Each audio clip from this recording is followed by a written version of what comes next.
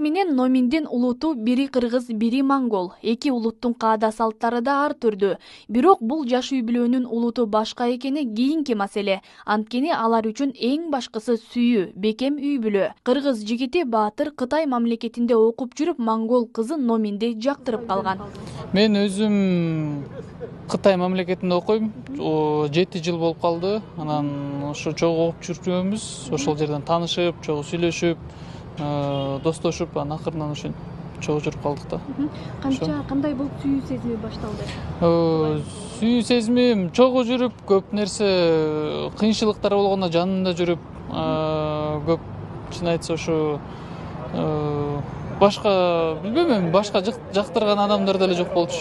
Ошо жанында жүргөн үчүн тандадым да. Жакшы, ошо келип эле жакшы тосуп алгандан кийин биздин эми салтыбызды көрүп, кандай болот экенин байкап